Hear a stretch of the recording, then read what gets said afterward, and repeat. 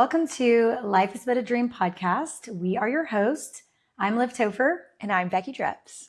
And we're excited to talk to you today about dreams of ghosts, spirits, and strange phenomena. Now, I have always been a vivid dreamer, but I really haven't encountered too many nightmares. Yes, I've had bad dreams. I've had stressful dreams, but I often find myself fascinated by them. But there's a couple that have stuck with me that I would think are a little bit more on the scary side. What about you, Becky? Yeah, I haven't had very many. I've had definitely a few nightmares, things where I'm being chased or something is coming after me. And I do think nightmares, when they do show up in your field, you know, we talked about this a lot before, but you're usually working through something. And so if you have nightmares, obviously there's something wrong with having nightmares. It's usually your body trying to process something. But I haven't had, and definitely not of late, stress dreams. Those I've had quite a lot of stress dreams, but not really a lot of nightmares. But I've definitely had ghosts and different kinds of, like, I guess you could almost like entities and things like that. Or so I've definitely had some strange dreams. And that's what I want to get into because I find them so fascinating. I do think when we have these bigger emotional dreams, which having dreams of spirits or ghosts or entities or nightmares that invoke bigger emotions in us, I definitely think that's our body's way of getting our attention. It's something that our psyche wants us to wake up and remember and speak about, because it's almost like there's something deeper to be processed. Therefore, it's brought something bigger to the surface. And as we've talked about in dreams, using symbolism, it's not necessarily,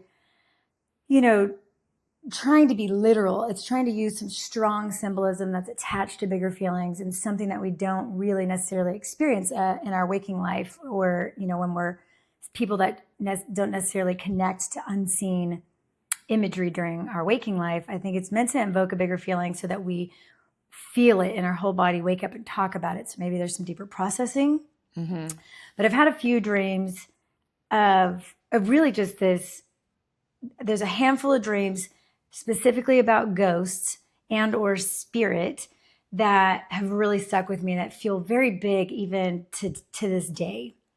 And I think there's one I would like to share with you from last summer, where last summer I was going through a real physical health journey. And so I think part of this dream may have been my body, the health of my body, really trying to communicate at a deeper level, perhaps. But I'll give you the dream. Okay.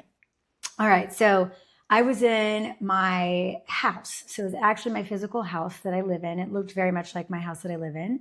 And my whole family was here and downstairs, but preparing to leave.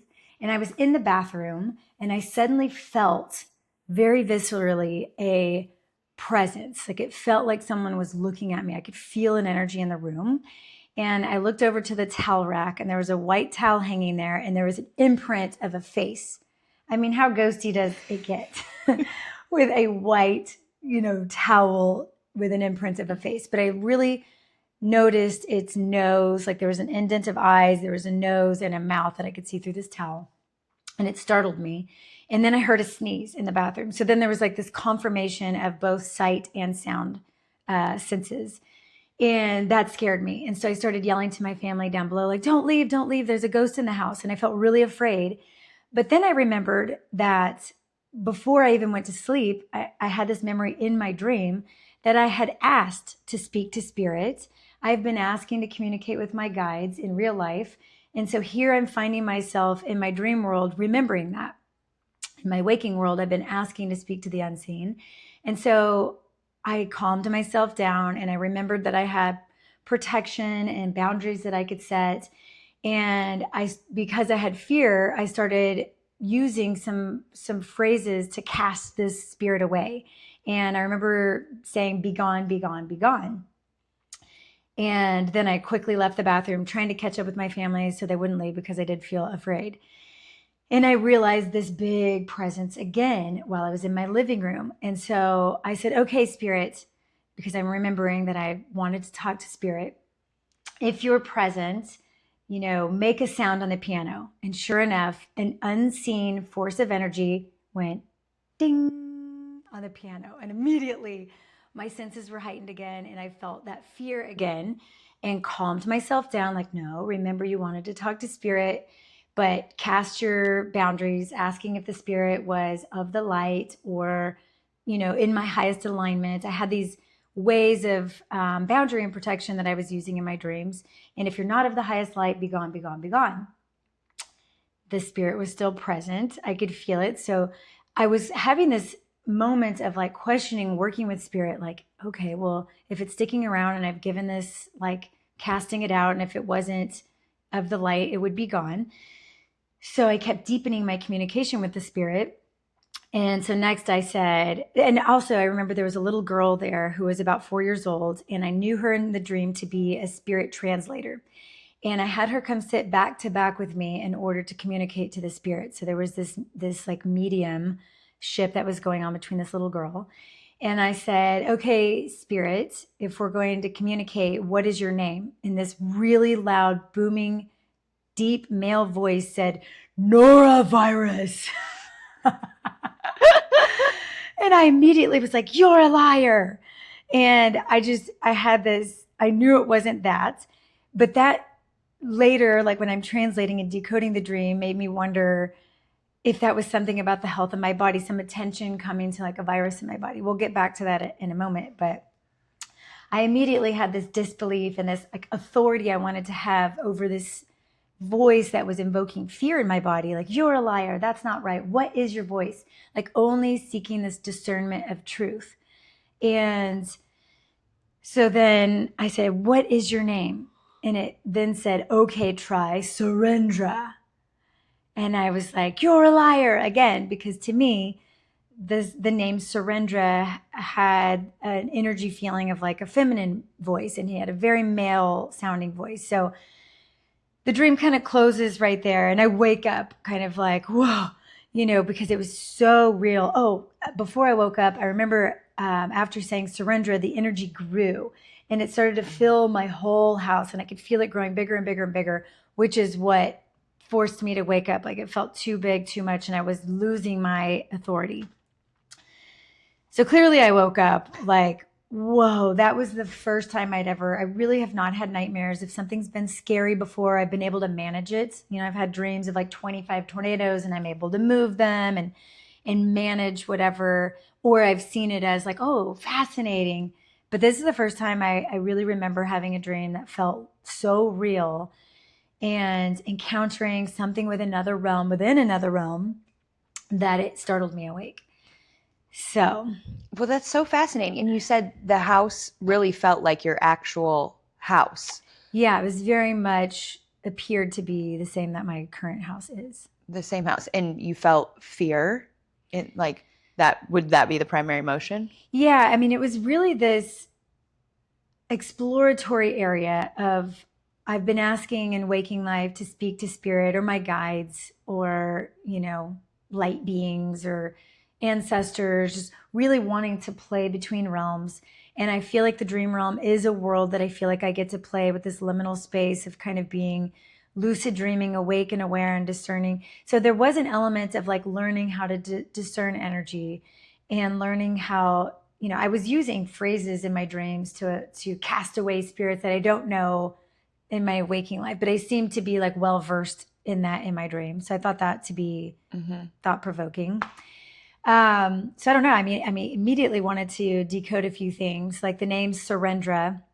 I also found it like very fascinating to have a name or a word that I'm not familiar with come into my dreamscape that I'm like, well, that was a clear word that I don't know. What does that mean? I looked it up, and the word Surendra was a Sanskrit word. And Sur actually means God, and then Indra actually comes from the Rig Veda, which is one of the oldest sacred texts there is, which is like a spiritual warrior. But when you put the word together, there is a word in Sanskrit, Surendra, that meant chief of all gods. So I found that to be extraordinary. Yeah. Because that's not a word in my regular vocabulary that is coming through.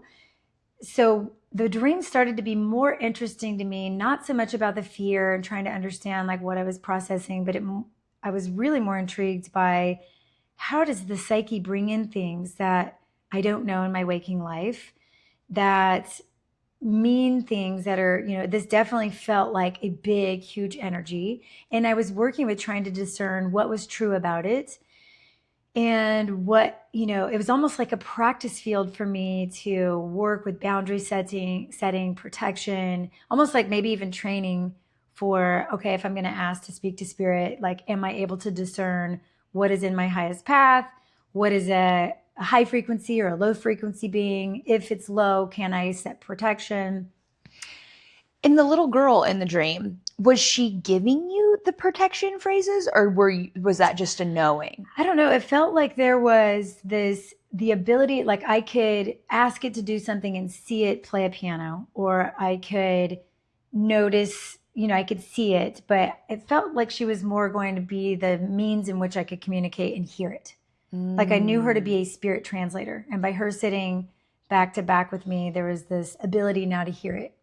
So I don't know if it was like my inner child or some new baby version of me that's learning to speak to spirit is kind of how I saw it. Like, oh, that's a young developing communicator that's just practicing, but by bringing her in, I was able to speak to it.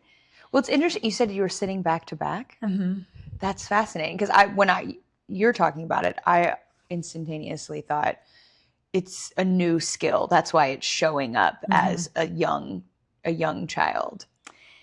And this is where dreams, I think, get so interesting because often I think it's both and. It is not either or. It's not our bodies and our waking lives are processing things and that's it.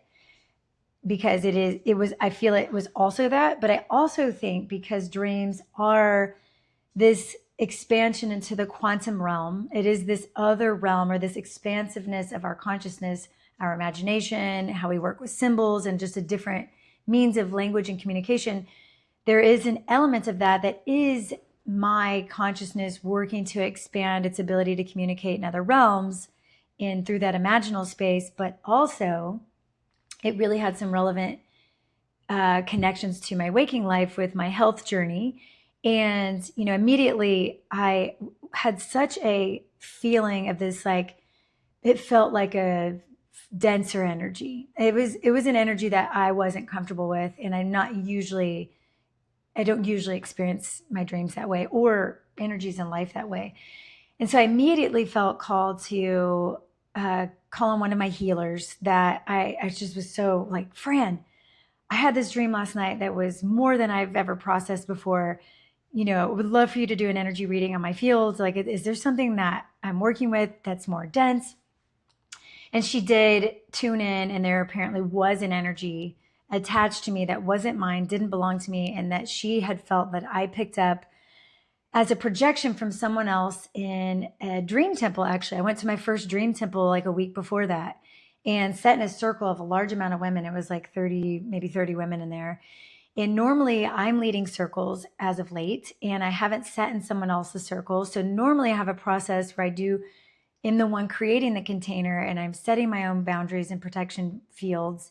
And I went in with friends and was distracted and talking and being social, and I forgot to set my own boundaries. And it did end up getting called on in that circle and shared a dream. So I kind of opened my container to that bigger field without the normal protections I did. So I thought it was interesting that there was something I maybe picked up to bring us into, just talking about energies and how we can protect ourselves or how we might learn about other energies in this way. Yeah, I think it's interesting because, in the space of energy, I think a lot of times we hear like love and light and all the things, but the reality of energy is that the energy is everything. Mm-hmm. You need the lightness in the dark because that's how you see, but it's all the types of energies are out there. And so when we're in these spaces, anything can come in. So I think learning to understand what it means to have discernment, as you're talking about, which discernment I think is a lifelong journey. It's not something you're like, I am now a discerner. It's like, no, you have to continually discern, and the ability to discern gets better over time, especially after you have the blunders of like, oh, I interacted with something that wasn't so great. And I also think learning to set your own protection is something that is unique. And I know as a kid, we used to just say prayers before. I grew up Catholic, and we would just say prayers before bed. And now every night before bed, I don't say those prayers, but I do, I do thank the universe for the day and to keep me safe while I sleep. And I think that's a very little thing, but those figuring out what is your own energetic protection and what makes you feel safe when you're working in these spaces. I think that's a really important thing that doesn't always get a lot of light. How have you learned to set your own protection, or do you have like a ritual or something that you do? Yeah, I do think rituals are really important. And I mean, just to kind of go back to what you were saying, like there really is no good or bad energies. And it's not good or bad to experience one way or another. It is the nature of our reality. We live in this polarity existence, and you can't have one without the other.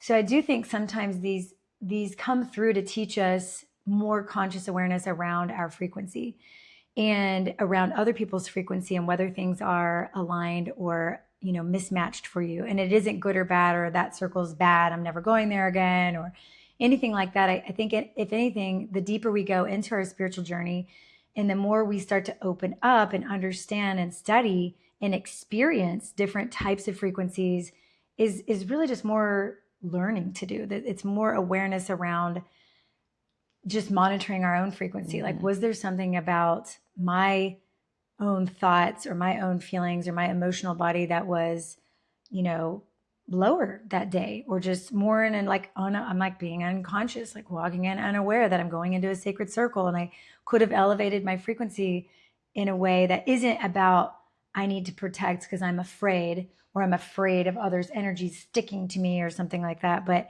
I think it's just all tools for learning that we do live in a frequency based universe. Like everything is frequency and energy.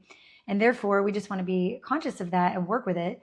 So I do have a process. I always tell people, especially when I teach meditation, that how important meditation is, that it's just like you brush your teeth, you brush your mind. And that's one of those things to do at night before bed. One, just 5 minutes of regulating our nervous system, cleaning the mind with a few conscious breaths and awareness of kind of setting aside our day to clear our space, because we do go into another container of energy that's different from our waking life. And so I do have prayers that I say. And a lot of times I call on my dream team of guides that are going to help me journey through the dream realms. I call on Archangel Michael for protection, my ancestors for protection, and just anyone of my guides or guardians that, envelop me in this energy and light before going to bed. But I have like a whole tapping process that's really more about my nervous system more than anything. That it's not that something outside of me, some guide or angel that is going to do something for me, but just for my peace of mind, it feels calming to me. So I think it's more about regulating your own nervous system. So by meditating and slowing our mental frequency down and putting us into a state of gratitude is elevating our frequencies. So I go through gratitudes, and oftentimes I do that with my daughter when I'm tucking her in, that we go through things that we're grateful for, and we're grateful for even the things that are coming to us, the opportunities, the connections, the love we're going to experience, the nature we get to see tomorrow. So just elevating your own frequency before bed is naturally going to bring you into more of a protective field, but not to go in like superstitiously, like if I don't do that, then bad things are going to happen. And then I also think when we experience things that feel more emotion provoking, whether they're sad or scary or a phenomena, is just more learning. Like I think we are on earth to learn as a soul. And so I think it just provides more opportunity for learning. Like, oh, maybe I am processing deeper and I need, something deeper, or learning to communicate with your body. I think that's the interesting thing that you said is the discernment isn't, you have to discern one versus the other. It's discerning what is your frequency versus what is something else, or something that is misaligned, or something that doesn't, feel like it's expansive. I think that is the biggest learning, because even you can have a conversation with a friend and they're talking to you because they need a friend, and they are really anxious and they're telling you about something that's making them really anxious. And then you walk away from the conversation and you're like, oh, now I'm really anxious. And I think that is a learning of, yeah, well, you just helped them process that. That's you may have it, but it's theirs. So you just have to let it go and release it. And I think that is, especially as an empath, you can absorb energy quite easily. So I do have a process of, I'm always like wiping myself down, but especially with people you're close to, I think I hold a lot of my husband's energy or anxiety or stress when he shares, and I hold space for him, and I can tell that I can feel him, and so I'll have to, I always have a question for myself, like, is this mine or is this someone else's? And you can feel your body respond and be like, oh, I can release that. That's not mine. Because if it's yours, you have something to work with. Yeah. But if you're picking up other things. I ask myself that a lot, especially when I have a work interaction or just a conversation with a friend who's going through something. I'll ask that, like, is this mine? And then it for me, it has been, like you said, very clear. Like, there are ones that it's like, no. And then I'm like, okay. And then I can just let it go and it's totally fine. So that's my ghost dream. Have you had any ghost dreams? I have. But mine was different. It wasn't so much that I was visited by a ghost, but in the dream that comes to mind, I was almost a ghost. Oh, interesting. This dream, well, it started out, and this was a very beautiful dream, though. I really, visually was very stimulating. It was a community of homes, and there was a large Victorian house, and all these homes were set up together, and it was very beautiful. It had a very jungle-esque. There was lots of greenery and beautiful landscape around it. And so I'm essentially wandering through this very beautiful area, and I start to try to interact with people because I see there's other people in the dream, and no one can see me or hear me or interact with me. And so it's like I can see all of them, but I can't interact with anybody. And I'm like, well, this is weird. It's like I'm invisible. And so I kind of been wondering, like, am I a ghost? Am I real? Did I die? What's happening? And so, but then I start to, so obviously if no one can see you, you spend all this time as just the observer. And so I'm just observing this world. And as I'm observing the world, I notice that there'll be an interaction. And over time, someone who's in that interaction will then move away, and then they're closer to me, and I will talk to them. And most of the time they don't interact with me, but every once in a while I don't know what it was, but I'll be able to talk to someone. But then once I talk to them, they are now on my side of the universe. Whoa. So they can't go back, and then they're invisible too. So the first few people that I pull over, I'm like, oh no. But I also, I needed people to talk to. I was kind of lonely. You gotta watch out for who you pull over, I suppose. So, and that was the interesting part. So then I kind of was like, I've got this superpower. And what I started to notice is at first there would be a main interaction, or a group of people, and then someone would get ostracized from the group, or they were no longer a primary character. And that would be where the shift would be, where they could be in my frequency. So it was like these people on the other side that were in my world, we were like the others, we were outside of the primary story that was happening. And so in a lot of the people who came over, they were sad, because they're left out, or they're not in the story anymore. Are they like NPC players? Yes, exactly. So they don't have a storyline anymore. They're done. And so a lot of times I was comforting them and I was telling them, your role was really important. You did a really good job. And now you get to create something new in this new side of the universe. And so I had started to collect all of these people essentially. And but then there was times where, I felt like I said I had a superpower. So I would see someone kind of being like a jerk. And I figured out if I could disguise myself or if I could do certain things, I could get their attention. And then if they noticed me in a certain way, I could talk to them. And so there was a couple of times someone was being not very nice and I was like, I'm going to get them. And so I got them. But then they were in my side of the universe. Oh. I mean, this kind of touches on what we were just talking about frequency match wise. And then you need to be careful of your own frequency and what you're magnetizing over. Yeah. So after, I think I did it about 3 times before I was like, this is terrible. I don't want these people in my world. They're making my world. Ugh. At first it was like all these, people I had comforted and we had like good rapport. And then I brought these like jerks over. Yeah, I was like, I don't want these jerks. Watch your judging. Yeah. So I don't want these jerks.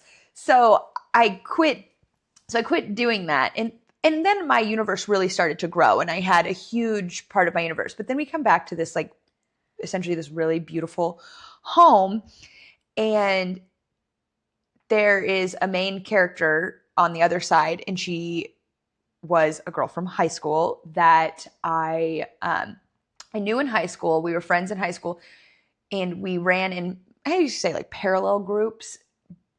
But we were much better friends when we were at the beginning of high school. And then in high school, I lived in a very conservative small town and everyone loved Jesus a lot. And that's great.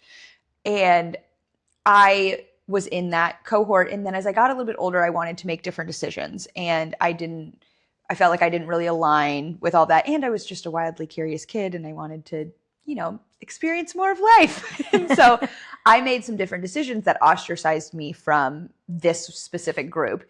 And I, ended up creating a new group of friends that didn't have those same judgments and allowed me to be me. And I'm very grateful for those friends. But in the dream, this specific girl, she stayed in that side where she had a lot of judgment towards people who chose to show up differently.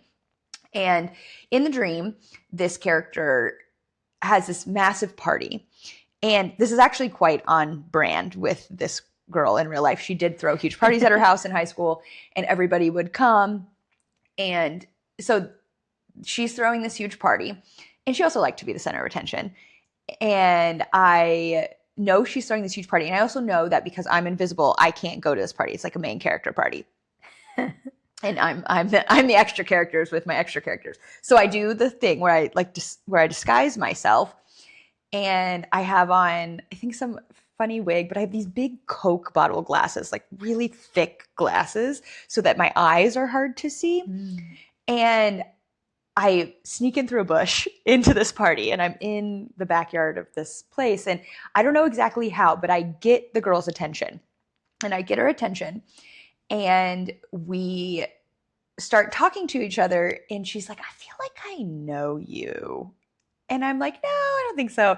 And she says it a few times. She's like, you're really familiar to me. There's something about you. Like, I really think I know you. And I just play it off. But we've had this whole conversation. I keep the conversation going long enough that enough people disperse around us, right? And then she turns around and she starts to walk away and I filter off into the crowd and leave, but I still have a vantage point where I can see because I know what is about to happen. I know that she is this person who wants to be the center of attention. And I've talked to her now. Uh-oh. And this is her party. And she walks in and she starts trying to interact with people and no one is interacting with her. And then everyone starts asking, where's so-and-so? Where's so-and-so? Where's so-and-so? And she's like, I'm right here. I'm right here. And I watched this moment where her whole world essentially crumbles. Mm-hmm.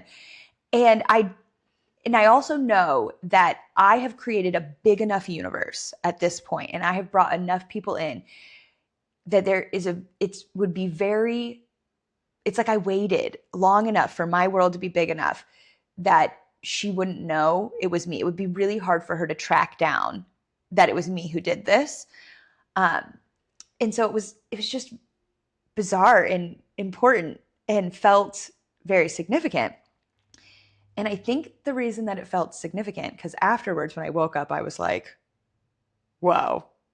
Yeah. So did you feel like, I mean, we can look at this a couple ways. Like, one, is this processing like revenge? Or two, if our dreams, if we are everyone in our dreams, is this person you desiring attention and to be the main character, but then having this beautiful revelation that you've been able to attract everyone you need in your reality, and it's you monitoring your frequency of who you bring into your worlds, and you're not a side character, that you've actually made it into the main. You had to like mask yourself to be in the main character world, but realize that you were in control all along.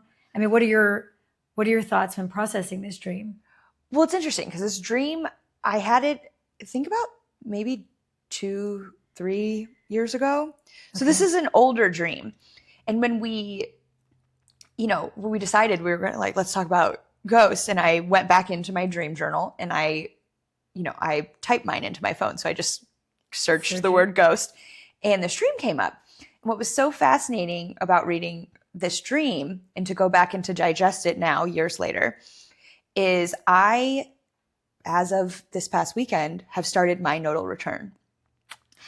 And so nodal return in astrology is you have these 2 points on your chart. They are of the ecliptical axis. So the snapshot of the sky when you're born this was where the ecliptical axis was.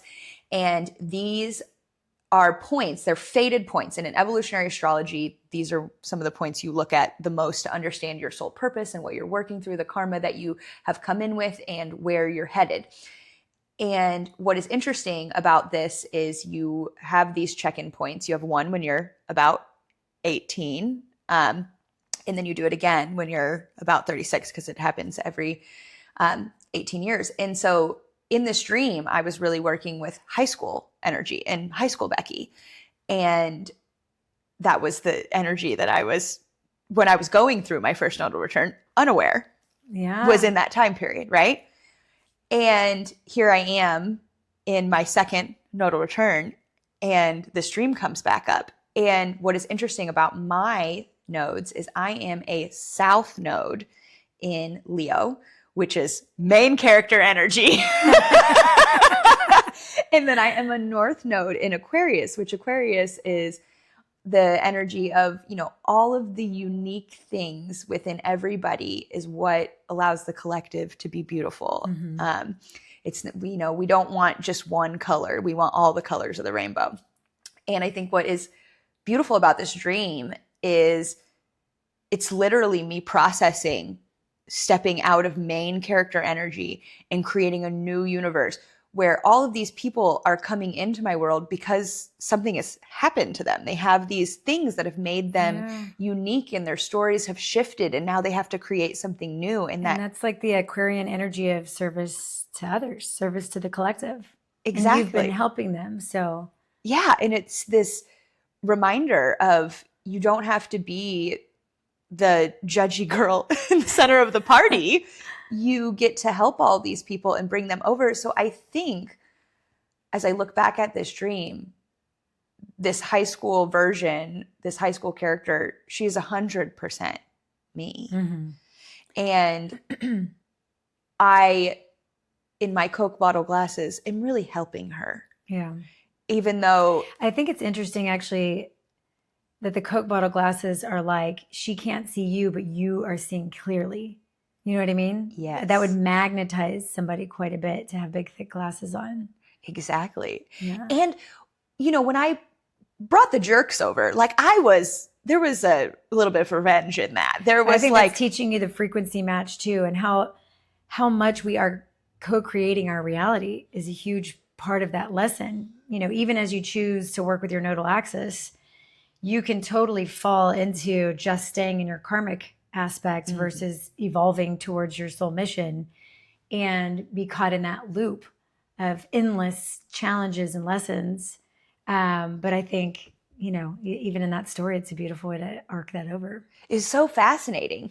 And because, like I said, when I brought some of the not nice people over, there was a little bit of revenge. But when I was working with this character, there was almost I knew what I was doing and I knew it was purposeful and I had a sense of peace, but I also knew it was going to be hard and it was going to be challenging for what I was putting this character through. And so and that's part of the reason why I had to sneak away. Like, she couldn't find out that it was me. She was just going to need to navigate the opposite side of the universe on her own and figure it out. And so now it's been a few years and I feel like, I've changed so much in the last year specifically as I've moved into this and to be going into this nodal return and have this beautiful reminder of, the main character energy is important, but it's something and you can transition into this more service-based, help everybody create a new world. And it is the primary world. It's not the side character world. This is the real world, Yeah. And I love how, we wanted to bring dreams like this in because of the interesting phenomena that our imaginations use to speak to us, to teach a story like that really is your psyche working through something very old that you've clearly evolved through and are about to go through another turning point. So even the fact that your higher self has kind of known to bring this up 2 or 3 years later into your real human experience, but through the use of phenomena like how interesting it is to wake up to, I was invisible, I was a creator of worlds, I used my frequency to magnetize people in or to shift someone else's entire reality, but then having the insight to do dream work, to know that that character in all the ways is you. It's such a cool phenomena. This is one of those dreams that I think is using the spirit of you to teach a bigger lesson. Exactly. So our dreams, use such cool creative tools to teach us deeper parts of ourselves that we're processing. And as eternal souls having a human experience, we're here to evolve, learn, and grow. And I just think it's so amazing to walk into the dream realm and have even spirit type dreams in this capacity to teach us these bigger soul lessons. And I had one that was similar in the sense of feeling invisible or coming to an awareness that I was like not in body. And I was, there was a river in a jungle. It was really beautiful. And there was a injured or dead woman. Well, I guess I thought she was injured in this box floating down the river. And I was really concerned for her, noticing how injured she was and like knocked out in this box. And then I realized my observation point was from above her, like floating above the box. And then I had this awareness of, oh my gosh, is that me in the box? And I'm a spirit. Am I dead? And just having this whole like, oh my gosh, am I dead? Or what is this? Like, why am I able to have this view floating above her? And so I went to get help because she clearly looked like she was dead or dying. And I wasn't sure if it was me or someone else. I went to get help from other people that were on this river floating in rafts, and everybody around me was like having fun and playing and not noticing this injured woman, but no one could see me. So I was trying to get all this help, but no one could see me. And I didn't really have any like culmination. Like I didn't get any help. No one could see me. So I had this like startling wake up because I think suddenly realize like, oh my God, maybe I am dead. And you wake up and come to. And I have no idea what the dream was trying to teach me, but just wanting to experience, share the experience of how interesting it is to go into a dream and have these other points of awareness. So maybe it's teaching perspective or just, again, me wanting to explore what it's like to come out of body or to have a different observation point. Yeah, it's fascinating. And also the thing that is interesting is when the dreams come back to you, a lot of times we'll write them down and you try to decipher them in the moment or understand the symbols, but sometimes you're not supposed to know in the moment. but just writing it down, it's like when you go back, when you write in your journal and then you go back and you read a journal later and you're like, oh, and it can create so much compassion for yourself, or you can be like, wow, I've really come so far, or I wrote this down and then I manifested it, you know? And so I think those are that part where it is important to write down your dreams and to, you know, catalog them in a way, whatever way feels unique to you, but allowing you to, you know, that's part of the interaction. And if that's all that you do in the process, that's great. I was going to say not to get too attached to meaning. I am definitely a person that seeks meaning in everything. I mean, everything has a symbol of synchronicity, but that's how I'm coded. My design is to discover patterns. I mean, that's just, you can see it all over my chart in many ways astrologically.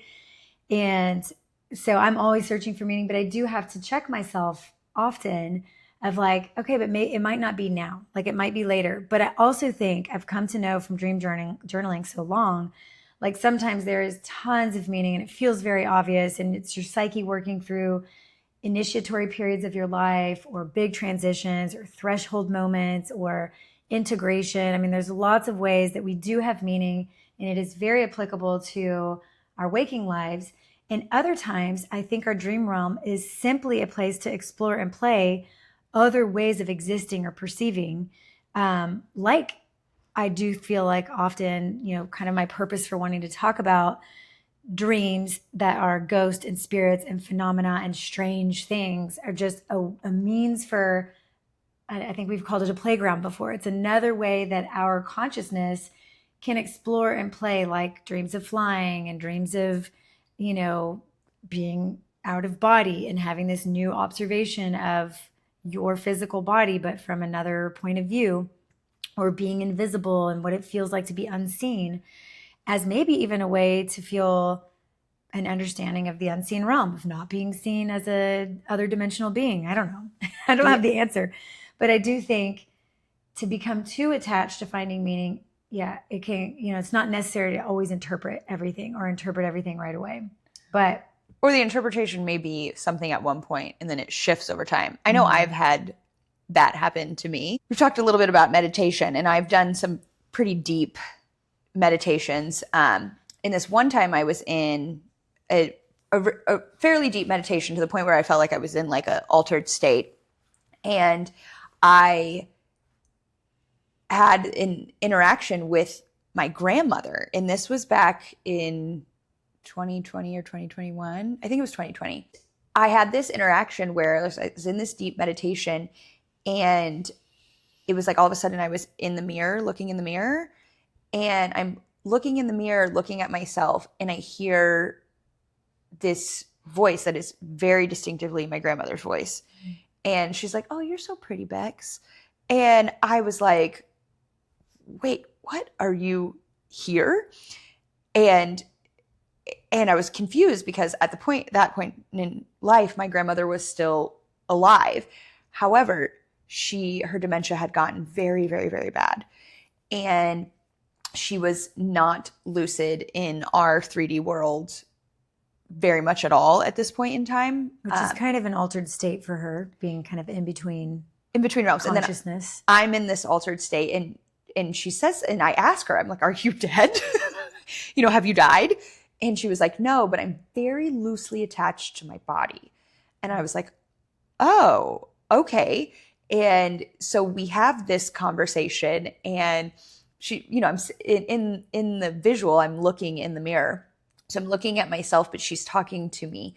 And one of the things she tells me is, which is kind of funny, is she was like, make sure you wear makeup. Because I had been going through a period of time where I was not wearing makeup at all, because I was really trying to learn to love my own beauty without any a la natural. Yeah, without any support. However, my grandmother sold Mary Kay my entire life, and she taught me how to do my makeup. I remember sitting down with the little pink things, and, you know, she taught me how to do, you know, my eyebrows, and clearly like a bonding connection, I would think. Exactly. Yeah. And it was also it was my grandma's play space. You know, she got to try on different makeup. She got to do different things. She got to sell things that made people feel their most beautiful. And she loved that. And people loved that about her. And And she also was a real strong woman. And so this was like this real soft part of her too. And that was one of the ways that we connected. And so when she said it, it wasn't, oh my gosh, you need to put on makeup. It was more like, remember, this is a tool that you have that I've given, I've taught you. And then she said something that she has said to me, and also my mother has said to me, even though this grandmother is my paternal grandmother. And she said, remember, all it does is enhance your natural beauty. That's all it's supposed to do. Mm-hmm. And I was, it was just such a great conversation. And I was so grateful to get to have that conversation, because I don't live near my grandma. She lived in Michigan for most of my life, and I live here in Texas. And then it was just such a fabulous conversation. I felt like it was really just like this bonding moment. It felt so special. And during the pandemic, they actually moved her from the home that she was living at in Michigan to down south in Georgia to be closer to my aunt, so that they could take care of her during the pandemic. And then not long after the pandemic, once life started to go back to normal, so this is about, I think, 2 years after, I, got a phone call from a family member, and they were like, we really think this is the end for Gladys. And so you should, if you can come see her, you should come see her. And I did feel, even though we had this fabulous conversation before, she had been alive now for a couple more years. So I was like, and I had seen her at other points, but I was like, I'm going to make sure I go. And so I went and I saw her. And when I walked into the room, it was tough, because she was not the, living embodied woman that I knew, but I'd also had this conversation where I knew she had told me I'm very loosely connected to this body. So I sat down on the bed and I leaned down, and, she's in this very frail state. And I got close to her and I grabbed her hand, and I was holding her hand, and she pulled me in and she goes, "You're the wild woman, you're my wild woman, wild woman." And she got really loud with saying this, to the point that everybody in the room was kind of like, oh my gosh, something is happening. Like, do we need to get you away? And I looked at her, and then I put her hand down. And in that moment when she was saying that to me, I was like, why is she telling me? Like, what is this? I didn't understand what it meant. But it stuck with me. I mean, it was, we talk about things being loud in dreams. Well, this was really literally loud in real life. And even after she said that, I was like, oh, okay. But I thought about it, and now we're 4 years beyond when this happened to me. And with all the changes I've had in my life in the last year, I'm like, oh, she's so right. I am the wild woman. And then I look at my family members and how they have taken these, my siblings have taken very traditional paths, and my path, even though I've tried to make certain things very traditional, the universe has just been like, no, that's not your path. Mm-hmm. And I take that moniker of wild woman in with so much like, oh, yes, that is me. And to have this woman that I love so deeply and has taught me so many things, to have her reflect that to me with probably all that she had, to be able to yell wild woman at me in her, in her essentially physically dying state. Yeah, transitioning. Yeah, was so magical. But also that was a moment where I didn't know what that meant, how important it would be, till years later. And now I think about that now, and I'm like so grateful she yelled me into remembering that I am the wild woman. And I think it's extraordinary to, even if time passed in between, but it's like you were able to, through your meditation and altered state, she was able to come communicate with you, to where, even all the way down to the end, it seems like, for her consciousness to be partially like leaving this plane, but have enough energy to come back through. You guys clearly had a really close thread for her to come through and be able to give you these beautiful lessons that you're carrying with you about seeing yourself as clearly as she was able to see you. Yeah. And I think that was just such a beautiful moment. I love that. I love that lady so much. Aw. I haven't had too many people personally in my life pass away that I've experienced that. When I lost my dog Hicks, it was a pretty traumatic accident the way he passed. And it was super devastating for our whole family, and probably the deepest amount of emotions I'd ever felt. And I was so upset by, especially like how he passed. But I remember having a dream where like I had been hoping and praying every night. I wish he would come visit me in my dreams just so I could know that he's okay. And it happened on an eclipse. And I was just like, my husband was going through a really stressful period with work. And it just felt like the last thing we needed in that moment. And then he was such a close member of our family that it was a really big lesson in moving through learning about grief because I hadn't really lost anyone that close to me. So every night I was just, really laying there trying to process my emotions around it. But about 2 weeks after he passed away, he came to me in my dream. And it was so real being able to see him and the amount of love I felt and deep okayness. And I was able to hold his paw, and I always held hands with him. In fact, when we got him as a puppy, he was a mastador, half mastiff and half lab. We had read that mastadors love to hold hands and play hide and seek, and he totally did. So he held my hand. I got to hold his little paw in that dream. But what was so cool was in the background behind him was St. Francis. And now I don't go to church very often, but I did grow up. My mom taught in an Episcopalian school. She taught kindergarten in an Episcopalian school for a few years. And our family did grow up going to an Episcopal church. But so I had an awareness of who this was in my dream. I mean, he looked like St. Francis, had a long brown robe, and he had two birds actually sitting on his right shoulder in my dream. But it was like he was just this presence in the back. So for me, it was like seeing, almost like an angel. I mean, a saint in the dream, but like guiding Hicks to me. So it made it even more real to me that really happened, but in my dream space where things are possible like that, where you can really see and feel. I mean, it felt like I felt his hand, but it's part of why I feel like the dream world, again, gives us this more expansive experience of the nature of reality, where it is not that this world is real and that world is unreal. It's just a different way of experiencing energies and beings and loved ones, and or communicating through like hypnagogic states or altered states like you have with your grandmother, where there is no space and time or distance, or things don't necessarily have to be physical matter to be real. Those feelings that we have, that we experience, whether it's a meditative altered state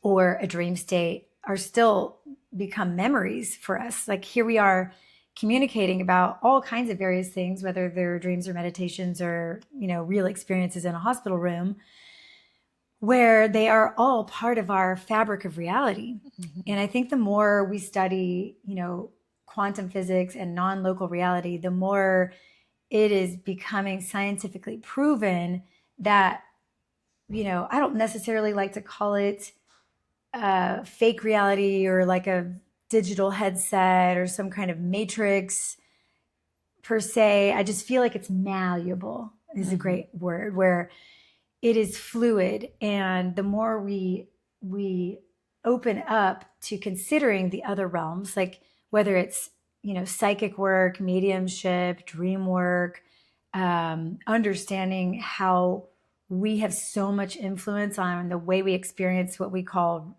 real reality, it's all this fabric that we're playing within. I mean, it's all based on our frequency, how we experience it, our dreams that we're experiencing at night, very much dependent upon our frequency going to bed, our nervous system, what our psyche, our deepest part of us is needing to experience, learn, or grow. And I just think it's so neat that we get to play with these varieties of worlds that can teach us so much. Yeah, I love that as well. And I think a lot of times, we have been taught that we're separate, right? Mm-hmm. That the creator is outside of us, when really we are part creator. We are part of it. It's like the creator's the main character, and we're also the creator, just coming down. Yeah. And you get to continue to create all of this. And you made that comment, the Matrix, and I think I didn't know this, but I learned recently from one of our favorite teachers, Mateus, that the Matrix actually comes from the word mother. Matriz. Yes. And so it actually is, it's the mother grid, and that is what we're all playing in. So it's not something that we're trapped in. It's something that we get to co-create in, because, Mother Earth is the Yeah, the I love main that you bring creator. up the mother energy, because as you start to study, the spiritual path or really just this divine feminine and masculine energy, that source itself, or the masculine energy is like the container in which Mm-hmm. reality is created. And the mother energy, or the feminine energy, that divine feminine energy, is what moves through that container and creates and expands and allows us to explore. So coming back to, ghosts and strange things and phenomena and spirit, and whether nightmares even, it comes back to that polarity of the masculine and feminine energy. It's not necessarily good or bad, and they're both required to create this reality that we're in. So we do need to explore both the darker parts, or in dreams, if we are experiencing ghosts or spirits or phenomena, that gives us the bigger emotional qualities that make us hold on to it more and feel it more, is just another way that we're experiencing kind of that polarity that needs to speak a little bit louder, that brings us in. In fact, my daughter actually woke me up in the middle of the night last night with a nightmare. And she's a vivid dreamer like me too. She's always excited to share her dreams with me. But the last 2 nights she's had nightmares, and she was never a kid that grew up having nightmares. She doesn't normally have that experience, where I know a lot of kids do. In fact, there's whole books on why kids have nightmares. And I do think part of that is their worlds, their senses are opening up so much more as they start to become aware, start to pull away from their parents and feel that separateness. And for Lachlan, her dream that she woke up yesterday, she and I actually got in a little bit of a fight, and we never fight. But she woke up with this dream, like really upset, that this scary woman that had long black hair and black eyes, she said the black eyes was like the scariest part, that it was this void darkness of her, what actually like killed her friend. And it was like a horror film. It was bloody, the guts were out, and she was completely just traumatized by this. But as she tried to get away and run away from this woman with long black hair and black eyes, that woman kept multiplying, and she couldn't like get away from it until it woke her up. And I was like, oh no, am I the monster in your dream? Because I was mad. And I'm usually, when you're dealing with a middle schooler that has a lot of volatile emotions sometimes that you're not used to, because she was like a pretty chill child, and all of a sudden she has these big mood swings. So we might be more combative than we ever have been. I usually stay very regulated and very calm and can meet her emotions. And yesterday I was really tired and emotional myself, and I met her emotions with bigger energy. And so I don't know if that rocked her feeling of safety. And it wasn't a huge fight, but it was just more of an energy combustion than we've ever shared together. So I was like, I've been all morning like, oh my gosh, was I her monster in her dream? But it is this shadow archetype, I think. And I'm curious I can't wait to like sit down and talk dream with her this morning once she's up. It's interesting just to I was like, wow, how on cue are you to give me a nightmare to talk about in my podcast today? Well, yeah. And that comes back to, we talked about this a little bit before, but when you're moving through something that you can't understand, that's where the dream world can be so helpful. It creates a scenario to help you digest something that maybe you don't have a consciousness to, or to allow you to give you symbols or things that you can work through to even create, to create a story. And for you, the dreams is one of the ways that you and her connect. So for her to wake you up and say this, this is what's happening, it was forcing you all to reconnect after this combustion, as you called it, And me, as somebody that loves to, explore dreams, and I'm sitting here thinking about it this morning when I'm doing my dream journaling, just thinking about her dream. And I had been driving her to her friend's house, and we were at the light just a couple blocks away when she yelled at me in the car, which really just lit up my whole body. I really don't like to be yelled at. Mm-hmm. And that just really shocked me, to where I was like, there's no way we're going to your friend's house. And I cut it off and turned right instead of going straight and went home. And that was like me killing her friend. Chopping that opportunity up because I took her home instead of to her friend's house. So I guess I was the monster in the dream, I guess. But in a really, for her as a young middle schooler that is moving through emotions in a very big way as her psyche learns to navigate reality on her own and in her own way. And I've been giving her a lot of space to be able to do that. And, as that age and hormones are adjusting, like their emotions are just experienced so much bigger, which to me makes sense why her dreams are bigger. Like even as she processes emotions, they're bigger. And she's not a kid that's had nightmares. So for her to dream this as a nightmare, I think now will give us an opportunity to discuss our feelings and her feelings of safety and yelling at each other or experiencing big emotions together. I think it opens up an opportunity for healing. Yeah, I think that's what it's all about, is the using these to integrate, to understand the parts of ourselves. I feel like from the beginning, you were talking about this discernment, understanding and figuring out what is yours and talking to spirit and how that works. And then with me, it was a deep understanding of this other part of myself and bringing it over to my side of the universe, and then getting to integrate, grief and dealing with loss as well. Like these dreamscape, it's just such a helpful teacher, It is. I find it to be very healing and so important. I know we've probably said this before, but we spend a third of our lives asleep, and we all dream. Even if you don't remember your dreams and you wake up and you're like, oh, I'm not somebody that dreams, you do. You're just sleeping so deeply, maybe needing to, that might be a clue to need to do some real-time nervous system work and explore dreams so that you can have a more conscious way of working with the psyche, which, the reality that we're in and the energetic shifts. And I know Becky and I both studying astrology, just where we understand that we're at as a human collective, we are waking up to working with life in a much more conscious way, that the creator is wanting us to wake up and dream a new dream. Mother Earth is waking up and evolving into a new landscape in which we're all dreaming this fabric of reality or this non-local reality experience. So, to bring it into those digital terms, we're changing VR headsets. And so I do think working with our dreamscapes and our psyche and taking time to explore the ways that we are shifting perspectives or communicating with other realms, other energies, other forms of frequencies, and moving through our healing journey to expand our own fields is so pertinent right now. Yeah.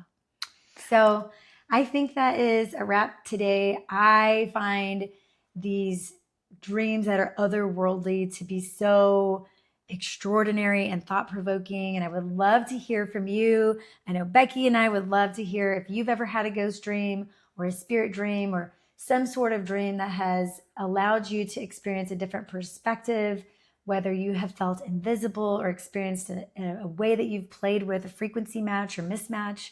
So let us know in the comments, share our videos, subscribe to our channel, help us grow this podcast, and let us know what else you would like us to explore for the next one. And remember, life is but a dream.